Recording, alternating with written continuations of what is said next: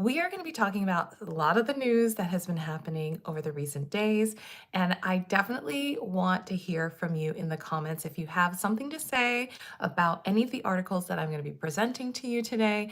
I want to know what your opinion is. So definitely feel free to drop your comments in there. And if you are joining me from somewhere outside of the United States, let me know where you're joining from. I'm just going to go straight into it because it's been a little bit of a wild weekend.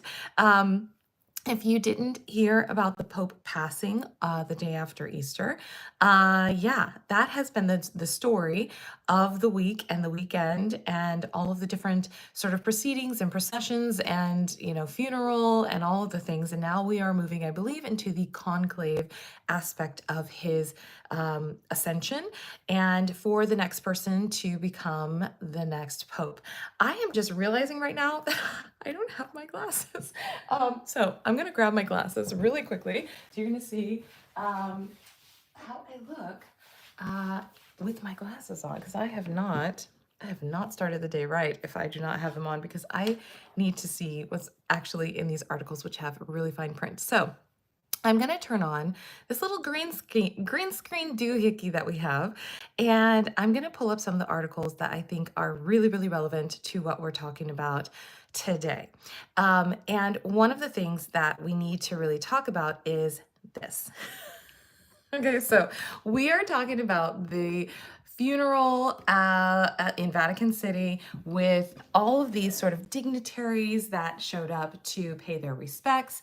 And this was the image that kind of circulated around the world. And the image is about why Donald Trump, President of the United States, decided to wear a blue suit. And apparently there was protocol put in place of everybody supposed to be wearing black suits with black ties. This is a big no-no. Now, obviously, he can do whatever he wants and he can wear whatever he wants. Oh my gosh, somebody in the comments named Blue Suit Gaming. That's so funny that we were talking about his blue suit right now. Omni Man, how are you? Two people joining us today. If you have a chance, definitely subscribe to my channel and like this video if you have a moment. I would definitely appreciate it. Let's talk about the blue suit though. So what are your opinions of knowing that there's a protocol and then defying the protocol, like literally on purpose, especially on a global stage? I want to know in the comments, would you have worn something off the sort of protocol for, dress code? Because Melania wore black. So she's clearly read the protocol. And there were other people. Now, I'm not going to say that he's the only person who decided not to wear what was in the protocol, but I am going to say that he is the only one who is really getting dragged for this, and rightfully so. That you stick out like a sore thumb at something that is not about you, right? This was an event supposed to be about the Pope, about Pope Francis.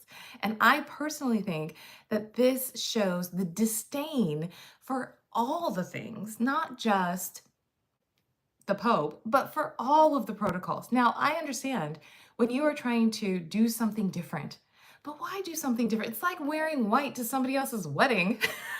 Like, I wouldn't do it. Tell me in the comments, would you have worn blue or would you have followed the protocol? The Shaw family says, what a weird coincidence. I know that I literally just started talking about the blue suit, and then we have somebody with the profile name Blue Suit Gaming.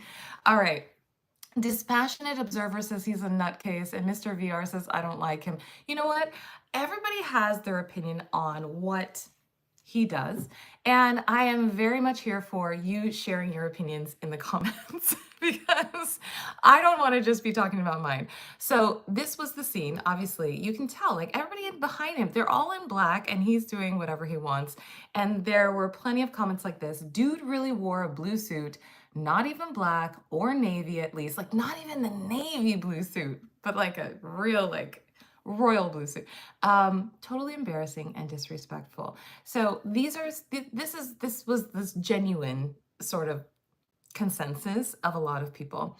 And even on Parade magazine, Donald Trump wears disrespectful wardrobe at Pope Francis's funeral. You can tell all the people in the procession, they are all in order and they are doing what they have been told.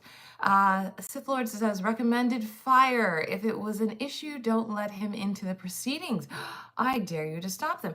You have a very interesting and valid point. If it was an issue, I would say it was an issue because it has been noted that it has been an issue. But do they not let him in? Kind of like, like brides turning away party guests that don't follow the protocol. I would say that the supposed, because he's not really right now the leader of the free world, because we're not so free anymore, I would say that they probably would have gotten more backlash by turning him away than by letting him attend. And then if they wanted to basically say, oh, well, you can give your respects in private, then that might have been giving him more of a like sort of special circumstance than what they wanted. Let's see. Deadchan TM says, when President wore the tan suit, they wore him out. They did. And he wasn't even at the Pope's funeral when he did that. He was just like at the press room, briefing room or something. Nikolai says the blue suit did make his physique look buff, a modern day Hercules. That's an interesting take, Nikolai, because we know that he is a golfer. If you're gonna call him an athlete, I would not put his physique in the same sort of fitness shape as Hercules. But you're stretching on that one. I appreciate the comedy early in the Monday morning. Jason says, who wears blue to a funeral? A dictator who doesn't care. Very interesting. Yes. And I know that Devin says hello from Tucson. How is Tucson this morning? Definitely give a like to this live stream if you are enjoying what you are reading in the comments. And he likes these are not bifocals. He likes my glasses. Let me tell you, I got these from Zenny and I love them. And I love it every time somebody points them out, even if they don't like them, because I know that they see them. And that's what I want people to know, is that I cannot read the small fine print on my phone, because I'm on my mobile right now, because I know that my eyes just get really tired after so much work on the computer. So thank you for noticing. Vivian, bonjour from LA to, I think you're in Belgium, right? I know you're just messing with me, Devin. But if you are in the market for some glasses, Zenny has a lot of different glasses that you can get from their sort of website. These were the ones that were a collaboration, and now I can't even remember what her name is, but she was a fashion sort of fashionista over the years, and I'll remember it and I'll put it in the description later if you want to come back for that.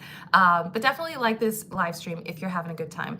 All right, so let's get on to a few other ones that I wanted to get to before we really get in. Okay, so to the serious matter. This one is a serious matter, but it's a little bit different because we're talking about the press. It's not Kate Spade, Malta. Now you're gonna have to, excuse me while I Google really quickly. There was a collaboration, and it was an older woman, fashionista, I'm just Googling, collaboration with Jenny's, that's an ice cream, Zenny. What was her name?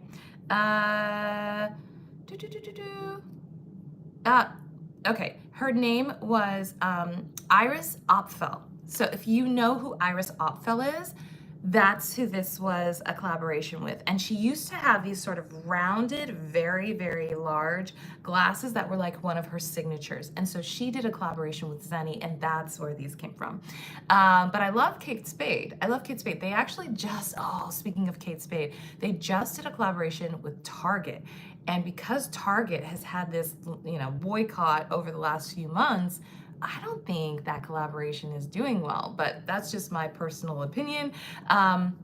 Let's see, Sith Lord says, some people don't show up to their own family member's funeral. They're lucky he showed it all. You know what? I'm thinking this. He's lucky they let him in because He's not allowed to be in a lot of countries because he is a felon. So I think it's the other way around. He's lucky they invited him, and he's lucky that they let him in because a lot of people are reporting right now that the US is being looked at and potentially investigated for human rights violations because of this whole prisoner thing that went, taking people and dropping them off in El Salvadorian prisons where they have no due process and no sort of exit date. Like, I'm just saying, he's lucky they let him into the country because the Vatican is its own, Vatican City is its own country. Now, let's get back to this one because I want to know your opinion on the 60 Minutes executive producer who resigned. Okay, this was from last night, I believe this came out. And it says 60 Minutes calls out Paramount for executive producer's exit in rare on-air rebuke. And he does this segment where he says, we want to acknowledge our executive producer who resigned this week. And then he goes on to say the reasoning why this executive producer, who has been with CBS for apparently 40 years or so, and with 60 Minutes for 23 years, was because Paramount is about to merge. I'm forgetting which other company they're merging with, but they're doing a merger, and they need the president's approval for this merger, basically for the FTC, I believe, to kind of approve of this merger. And because the president is saying 60 Minutes and CBS News is editing people to look better than me, basically, Paramount, this sort of parent company that is, over CBS, 60 Minutes, all of that, has been overseeing more of 60 Minutes' stories. Okay, so they've been inserting themselves into the editorial process, which they hadn't been doing prior. And that's why 60 Minutes, in the ending of their episode, apparently called out Paramount to say, you are wrong, and this is the real reason why our executive producer has resigned. So what say you in the comments? Have you ever seen that before, where an actual news program, I think I've only ever seen it once, and that was recently when Rachel Maddow on MSNBC basically called out NBC and MSNBC for their firings of Joy Reid and a few other prominent hosts on their network, and they let her do that because Rachel has those ratings and they don't want to lose her in that spot. And then this is very interesting, to rebuke your own parent company on your show, and they let it air. Very interesting, because journalism these days is being attacked by the Trump administration on a ton of different levels, whether it's from the AP not being let into the press room because they won't call it the Gulf of America when it's really the Gulf of Mexico, and they don't serve just the United States. The AP is in a lot of different markets around the world, to now not being let in because they have decided not to let in the wire services, because they really just don't want to let in the AP. So now Reuters, and I believe another one, Reuters, AP, and one other wire service is not being let into all of the sort of press area gatherings to participate in these sort of gaggles, or even the press room with what's her name, Caroline Levitt. So there's a lot of this sort of freedom of the press that is being attacked by the Trump administration. I just thought that this was a very interesting call out by 60 Minutes of its own parent company, saying, we know what you're doing and this is not right. So very interesting how that's being played out in the media. Now let's go out to another one. Shout out to Mr. Pete Hegseth, who is just racking up all of those signal channels. Ex-Hegseth aides, mudslinging ramps up with cocaine allegation. Now, I don't believe that this is a cocaine allegation against him. I firmly believe that he is straight up owning his own issues. And I don't know that those include drug use, but this is very interesting. There are a lot of memes out there about Mr. Hegseth. There are a lot of, how would you say, sad takes of why he's being allowed to continue his service. I actually did another video, and I'll tag it in the description below later once I go back to this video when we're done. But my take about Pete Hegseth and the reason he's still around is because Elon Musk was kind of this sort of tandem co-president situation with Donald Trump, right? And Elon Musk is like, I gotta go tend to my own companies right now. I'll be here part-time. And Pete Hegseth has a big enough position, being the Secretary of Defense, being over our entire military, that he can be the big distraction that now Elon Musk has kind of vacated, right? So Doge, with the distraction that he used to have in tandem with President Trump, is now going to fade away. And I think Trump needs another sort of big distraction. And this is it. Every few days, another leak is coming out, and every few days, something's happening at the Department of Defense. Every few days, there's another signal chat, leaked to the press. Waffle Jackson says, still crying and defending human traffickers, Kelvin. I'm not sure who Kelvin is. Hamilton Say Knives says, such sad, pathetic hypocrisy in how you demonstrate your childish ignorance. Really? Tell me more. Say more. I love your word choice because there is a lot of hypocrisy. People who voted for this man are hypocrites because they always say we need a strong leader in the Defense Department. We need somebody with experience. We need somebody who shows good judgment, and yet they voted for this man. Okay, I'm not talking about the people who like Trump and voted him in. I'm talking about the senators who went to that confirmation hearing and heard all about Pete Hegseth and still voted him in.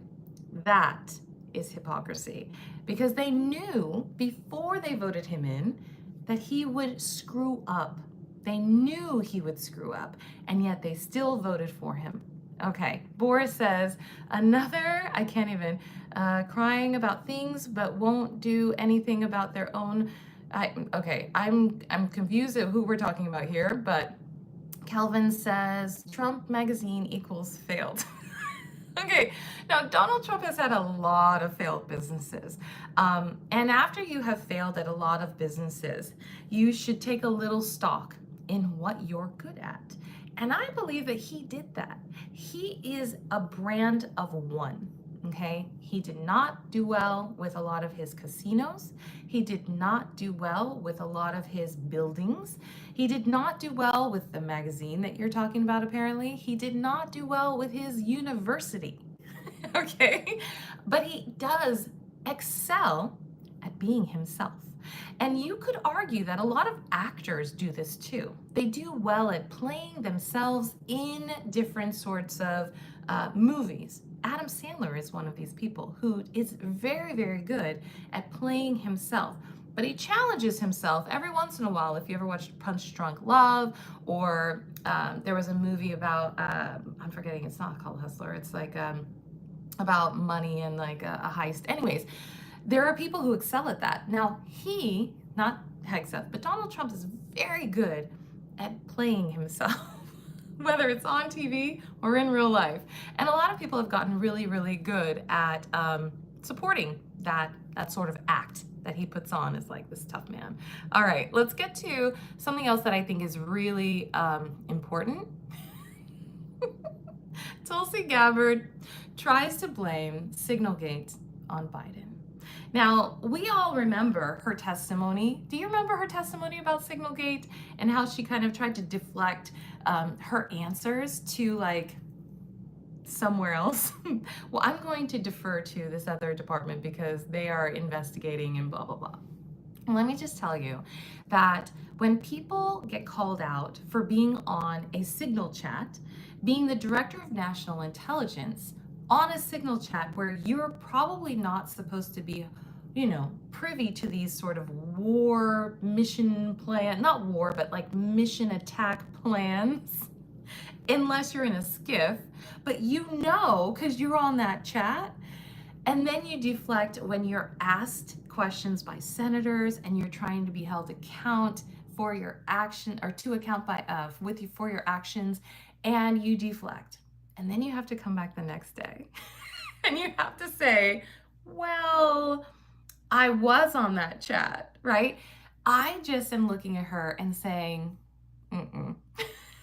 Whatever she's doing, it ain't right. That's how my opinion of her is, because anyone who tries to blame her participation in a chat on the previous administration, knowing full well that she is in charge of her own actions, it's just scapegoating. It just is scapegoating. And it's really sad, especially at her level, okay? Because she was also voted in by all those senators. And it's like, were we not afraid that she might just be a Russian asset too? All right, let me go to some of these comments. Frank Vrooman says, how long have you been following politics? Okay, well, I am a US citizen, so I haven't necessarily been involved in politics until we got our current kakistocracy. I do vote every single presidential election. I actually have voted in a lot of local elections too, but I find it very fascinating this time around, and only because I think that it's going to affect us even more and into the future. I think a lot of the decision making that's happening right now is going to bring us further and further back, and it's going to take longer and longer for future administrations to fix what he has broken. All right, let's see. Kremlin, which is an interesting profile name. It was to figure out who is ready to leak info. We already know they weren't real, quote, battle plans, LOL. I don't know about that. I don't know if I agree with you that they weren't real battle plans, because that mission did happen. So I do think that it was a mission that they actually put forward, and those timings that were in those signal chats did actually happen. So I don't know what you mean by the battle plans weren't real, because the battle plans did happen. And I don't know that they were battle, but they were bombings, I believe. So let's get into one other story that I think is very interesting. Trump starts making demands after another wild GOP town hall. And when you get into kind of this story, he's basically saying, you know, if there are disruptors at this town hall in GOP districts, right, that those people should be immediately kicked out. Okay. Now, what's wrong with this is not that you can't be disruptive, because a lot of people have rules about getting into town halls and making sure that whomever is leading the town hall is actually given a chance to, you know, respond to the questions. Some of the town halls have gotten very violent. There was one in which a woman was dragged out by people who were unidentified. In that particular case, no one came to her aid, and she is now, I believe, they have been charged, and I believe she has a lawsuit against those people. Second, there have been a lot of people, I think at Marjorie Taylor Greene, I think she had one where people were tased, and that looked very violent going on in her particular town hall. And a lot of people have been sort of accused of being paid actors at these town halls. And I believe that when GOP representatives claim that people who are dissenting must be paid, they must be paid because who would ever go against us at our own town halls? I think what they are missing is that even though you are in a largely Republican district, let's say, that doesn't mean that you have people who don't agree with you. That doesn't mean that what you're doing doesn't represent what they would want you to do. It might mean you got elected, but it doesn't necessarily mean that you're doing the things that they would like you to do. And so if they are dissenting and telling you in person, hey, we don't like what you're doing, that does not immediately mean they're a Democrat, they're a paid actor, they want to cause trouble. It means that they might just be your constituent that did get you elected that doesn't agree with you. They also might be part of your district that is not a Republican, and they may be an independent, and they may have wanted to show up to let you know that they don't agree with your actions. But for him to start saying, hey, if these people are disruptive at your town halls, you should immediately, any dissenting voice should be kicked out, is very authoritarianism vibes that it's giving. Kick out anybody who does not agree. Label those people probably as dissension that should be batted back, tapped down, put them down to their own, to the next rung. Now, let me get to some of these comments. John G says town halls aren't for people happy with how things are going.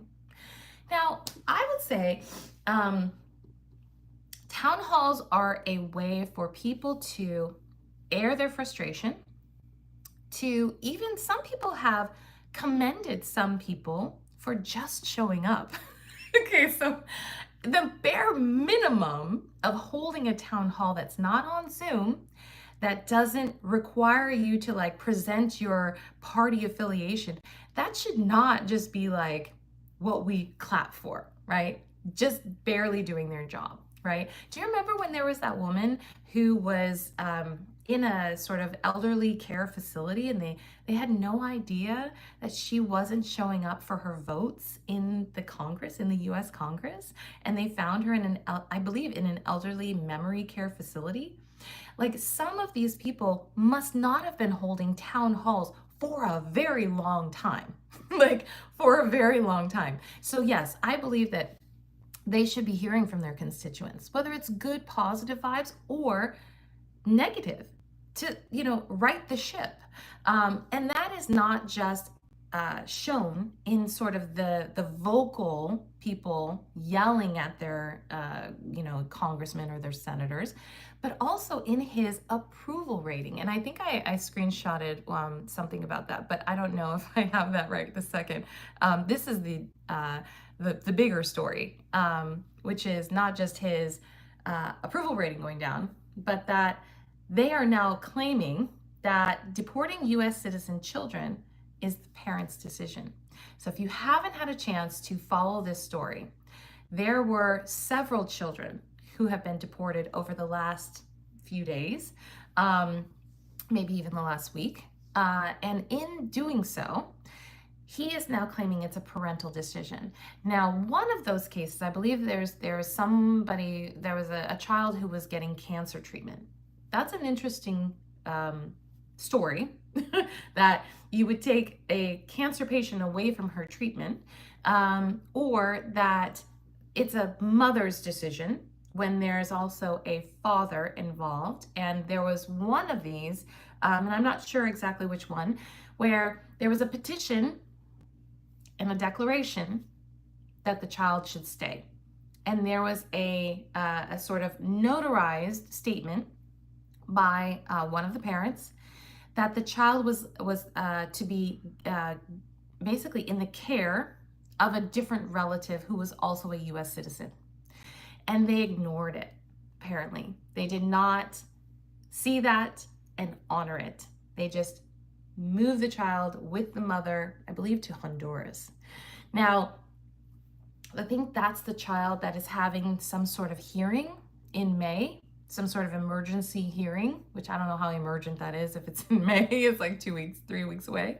But I think that this is a very interesting, very slippery slope that he obviously knows about it if he's talking about it, which means that it has risen to a level to where he's concerned about it, where he has to say something about it, okay? So when we think about all the different things that presidents say, they really address the things that they want to put forward, and then they address the things that they cannot tamper down.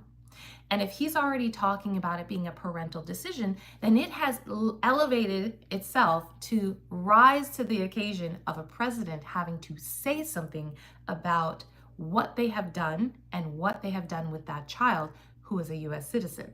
Now, if they're able to just ship children away with their parents, if they have already presented something that says that they should stay in the United States with a US citizen relative, then there's something wrong there. And that's why you're seeing this headline today, because it has risen to the occasion where he's been informed about it, probably didn't even know it was happening, and now he has to say something because it has gained too much traction.